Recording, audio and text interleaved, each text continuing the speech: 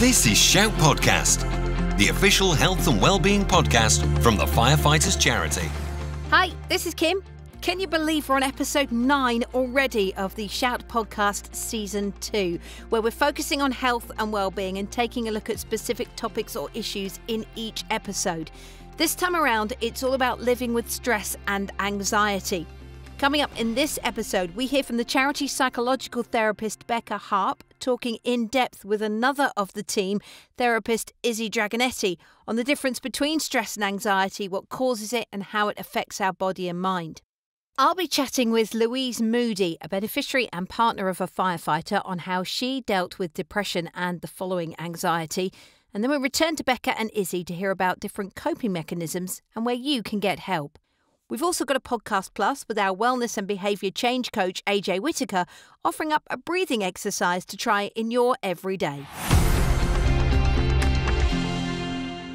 Hello, my name's Izzy. I'm one of the psychological therapists at Harp House, and I'm sitting here with Becca, who's also a psychological therapist working at Harp House. And we're going to be having a conversation today about stress and anxiety. Yeah.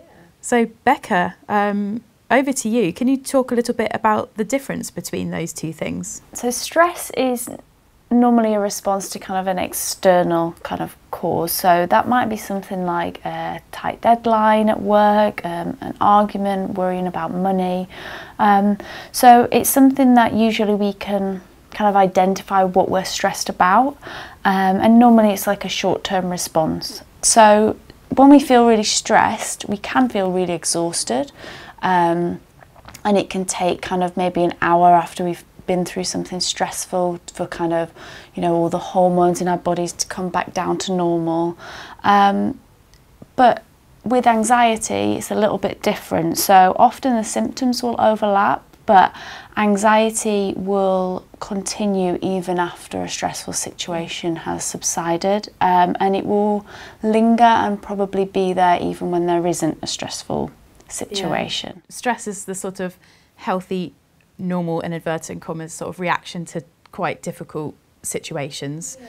And anxiety feels like it's the part of our brain that kind of goes into the unhelpful, unhealthy mode, where you continue to be like really fearful even after the danger or the thing that was causing the stress has gone. Should we explore sort of causes of anxiety in a bit more detail, Becca? Like, what are some of the kind of common things that you come across maybe in your work with beneficiaries or just in general? It's important to say that anxiety is a perfectly normal response. You know, we are designed to have anxiety, and that's there for a reason. It's to help us kind of survive and evaluate situations safely. And it's the same with stress. You know, it's stress is a natural response in our bodies to feeling under threat. And you might feel like actually sometimes being under a bit of stress can be helpful. You know, if you have a tight deadline at work, that stress and that rush of kind of adrenaline in your body will push you through to get something done and to do it well. But anxiety kind of as a mental health issue, it becomes a problem when it's kind of excessive. And it continues and doesn't kind of subside in any way. And you can, I guess, be more at risk to developing kind of excessive anxiety if you've been through something really difficult, something really traumatic. So I know something we've all been through in the last 18 months is COVID. And we've probably all felt that sense of anxiety in some ways about maybe our family or being in busier places. And we talk a lot about it in one of our workshops at Harp House on the residential, in the stress management workshop. And we look, and sleep as well, we do a workshop on sleep, don't we? And we talk about how, you know, if one thing starts to be affected, like you've suffered a bereavement or you're not sleeping well, then your sort of levels of resilience and tolerance for other things just gradually deplete, don't they? And so those things are likely to create a space where we might experience more anxiety than we might normally. Yeah. You know, so if you're not sleeping well, or if you've had a stressful few weeks at work or a difficult shout, you know, through your role as a firefighter or emergency responder, you know, all of those things are sort of fertile ground for a bit of anxiety. I think we always describe it as a bucket overflowing, you know, that you've got the kind of, you've got the rain coming down and you've got a bucket, and for a while that bucket will just fill and you might feel stressed, but you'll feel okay, you'll feel like you can keep going until there's just that one extra rain cloud, and then that will overflow the bucket, and that's when we'll start to feel maybe like we can't do day-to-day tasks, or like we're excessively feeling anxious about things that haven't happened, or things that might not even happen. So shall we talk a little bit about what some of the common effects or symptoms people might experience who are suffering from anxiety in the sort of mind and body side of things, Becca? I mean, what are some of the the symptoms that people might be able to identify, or if they're not sure that they suffer from anxiety, what might they notice in their body that might be giving like a sign that that's what's happening? Often the symptoms of stress can be quite similar to the symptoms of anxiety. So things like an increased heart rate, feeling tired or having insomnia, which is kind of not being able to sleep at night. Having a general kind of uneasy or unsafe feeling. So for me, that would kind of manifest as just having those butterflies in your tummy and not quite knowing why, but just not quite feeling right. Having a lot of muddled thinking, not being able to make a decision. A lot of tension in the muscles, and feeling really irritable.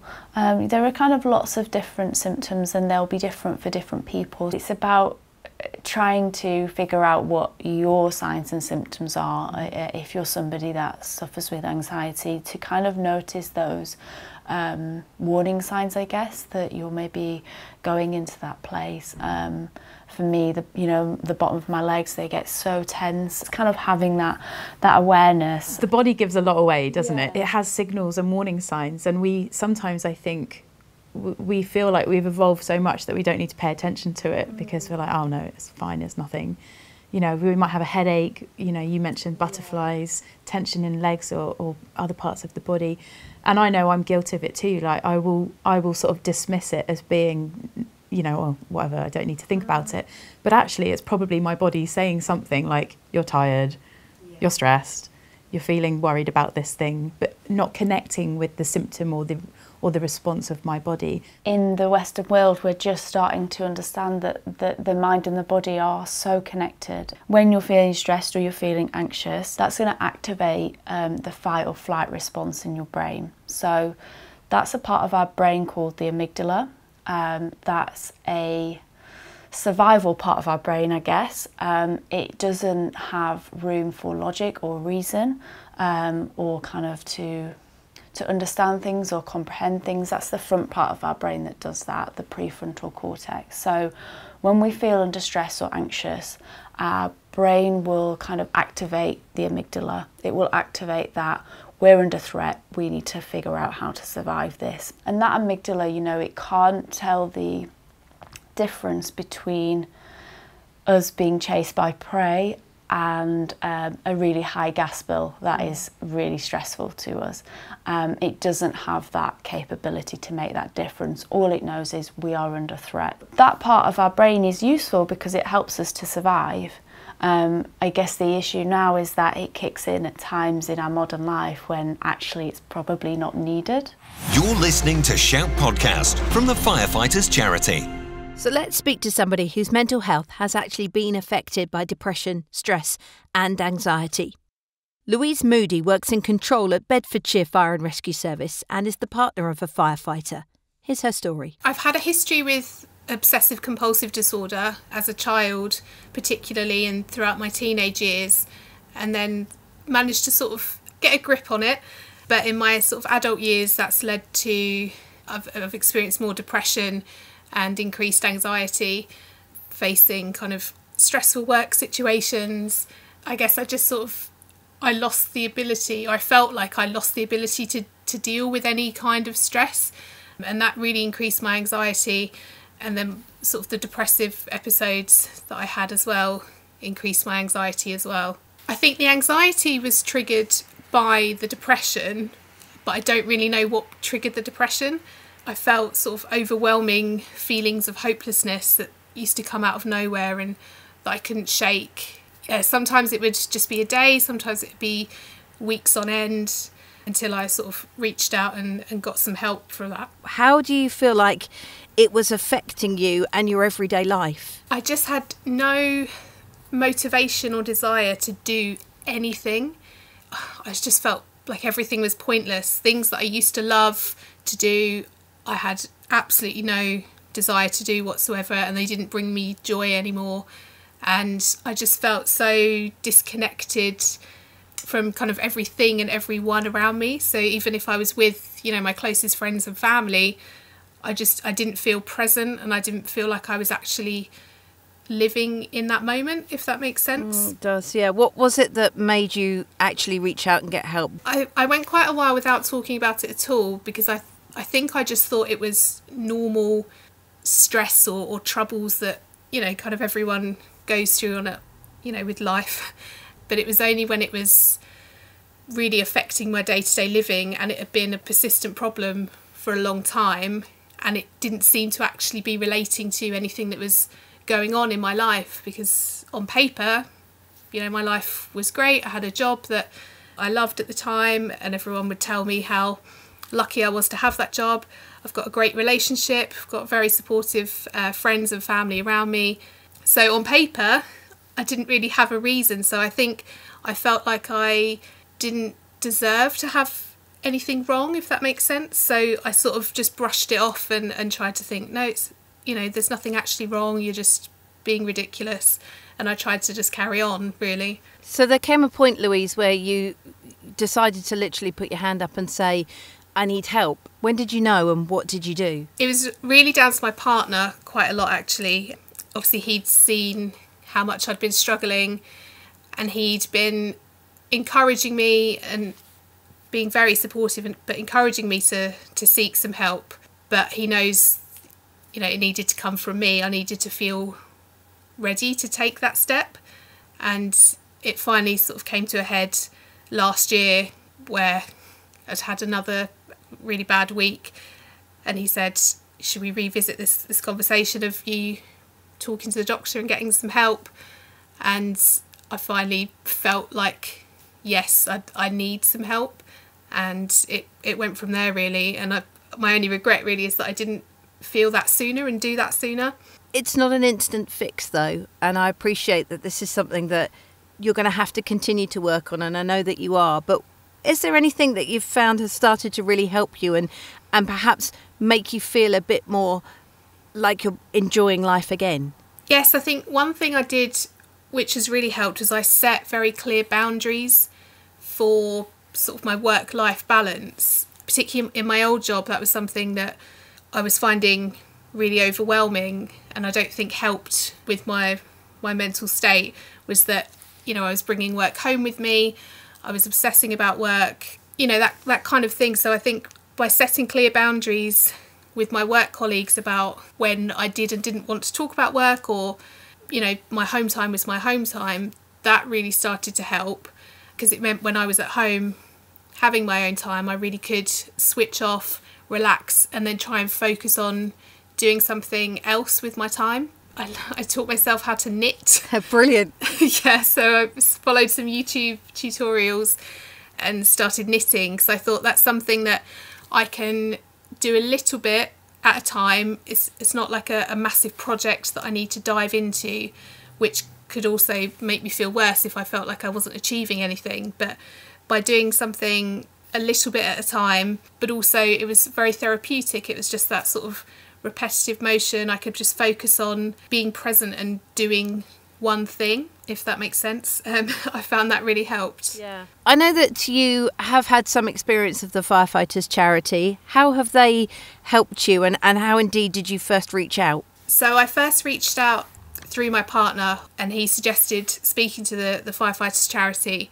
Within one phone call, I instantly felt better, because they were very reassuring and supportive, and within an hour I had a link and a login to a really helpful resource where I could speak to other people suffering with depression and anxiety, with, you know, medical professionals that could answer any questions and help give support, and just help you feel like you're not alone, and that you're not the only person going through this, and that there is light at the end of the tunnel, and you can come through it.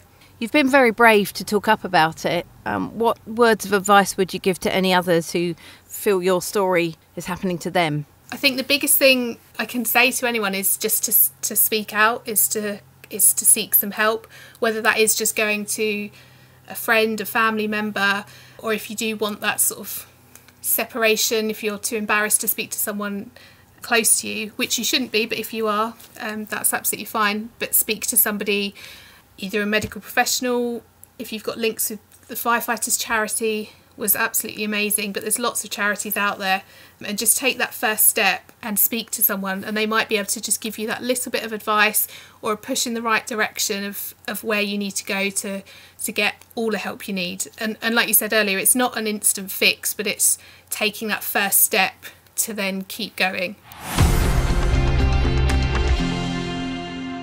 Very brave of Louise to speak to the Shout podcast about her experiences and to give us an idea about the coping mechanisms she's used. Here's Becca and Izzy to give us some more ideas and their information on where you can get help. What are some of the things that you suggest or work with in your work with beneficiaries, Becca? I think in the same way as trying to get to know your own symptoms, it's really helpful to try and get to know what works for you, what coping strategies, are good for you, because it will be different for everybody. There's a description of mindfulness. They will describe kind of maybe just watching the clouds go by, so that the clouds are thoughts, and rather than becoming involved in the thoughts, emotional about the thoughts, feeling like the thoughts are you, taking a step back and actually just being able to watch the thoughts. You can't stop the thoughts, but you can just watch them and see that they're constantly moving and they will move past. And that's quite similar, I guess, is kind of, taking that little step back to see that, okay, this is happening right now, but life is always moving, and something, it will move kind of, and something else will take its place. And I guess with kind of metaphor that we used earlier about having a bucket and that bucket overflowing, trying to find things that put holes in that bucket so that the water can get released, so that that bucket doesn't overflow. There's always going to be rain, but if we put holes in the bucket, then that might stop that bucket from overflowing. So some of those things might be, it's different for everybody, but maybe writing things down so that they come out of your mind, journaling, just writing down whatever comes to mind and not filtering yourself. Engaging in therapy, so that can be a really useful tool for some people, to, I guess, have a space, a boundaried and safe space for them to explore what's going on for them with somebody who's objective and maybe out of your situation. It can be hard to do that with friends and family sometimes who are in it with you, and they're feeling emotional about the situation. But talking to friends and family as well, and kind of being able to recognise that can be helpful. We are designed to live in communities. We're not designed to live alone. I think unfortunately in our society over the last 100 years, we're maybe the first couple of generations where we think that we maybe should try and do things on our own, and that the more we do on our own, the stronger we are, but actually biologically we're not designed to do things on our own. So sharing things with people, and allowing them to take a little bit of that weight and help you figure out what might be the solution. That's why it can be so helpful in a group setting, like the groups that we run on the residentials at the centres, and here at Harp House on the psychological residential. One person opening up a little bit and maybe talking about anxiety, and then other people in the room nodding and kind of going, yeah, and then saying, me too. And immediately you get this sense that everyone's got a little bit of relief from realising they're not alone. What other holes could we create to help ease our anxiety? Having a good sleep routine is really important. Again, if we've not had enough sleep, then maybe that logical reasoning part of our brain isn't going to be working properly, and it's going to make it harder for us to see situations as they are, as opposed to what we fear they could be. Eating, eating a good diet, again, giving that fuel to the body, allowing it, the energy it needs to kind of sustain itself feels, you know, really important. I think having boundaries and being able to say no is a really important way to, a really important coping strategy, because I always think of the metaphor of kind of being on a plane, and that they always tell you to put your own oxygen mask on before you put a child's oxygen mask on. And just that, you know, if you're running up and down that plane, putting everyone else's oxygen masks on, helping everybody else, that's great, you know, they're all safe. But if you don't have that mask on, you're only going to be able to go so far down the plane until you collapse and faint from your lack of oxygen. But if you took the time before to put your mask on, then you can help so many more people because you can breathe. So kind of thinking of it in that way, and that sometimes we can feel guilty for taking time for ourselves or feel like it's not really necessary, but actually in the long run, by taking some me time, doing whatever it is that you enjoy or like to do to relax, you're actually going to be of more benefit to the people around you that you want to help and that you want to give to. So it's okay to say no if you're feeling really tired or you just need a break. That's okay. Yeah, I think that's such an important one, being able to say no, take stock of what you've already got going on, and feel comfortable saying, actually at the moment I can't take that on. Can you say a little bit, Becca, about the different services that are available? Within the Firefighters charity, we have a psychological service. So we have a number of psychological therapists that work for the charity. And so we're able to offer people online or phone counselling sessions, usually around 6 sessions. So that's kind of a one-to-one time for an hour with a therapist, to be able to kind of talk about these things in some more detail, to figure out what your kind of symptoms are, maybe of anxiety and stress, and what coping strategies or mechanisms you could try putting into place to kind of help you with that.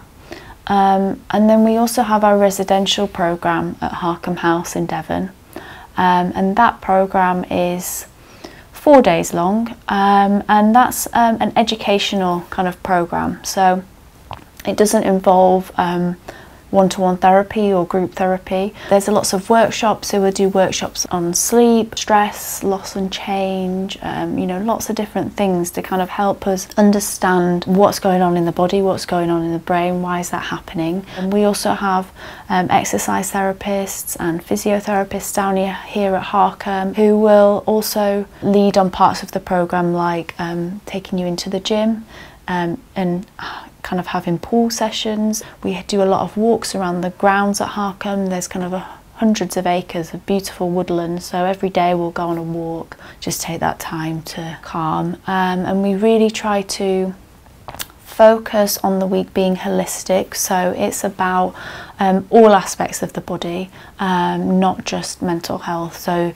knowing that in order to improve our mental health, we also need to look at our physical health, and so that's why we kind of have the gym sessions and the pool sessions in there, because it's about looking at everything, and again bringing back to what we said earlier about that mind and body connection, that the mind and the body are so interlinked. So it's really important that we kind of look at both. We can't just look at one or the other. Thanks, Becca.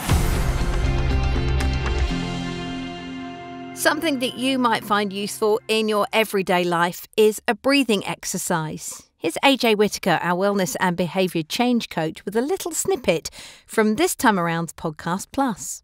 This is a useful little quick stress reduction technique called combat tactical breathing.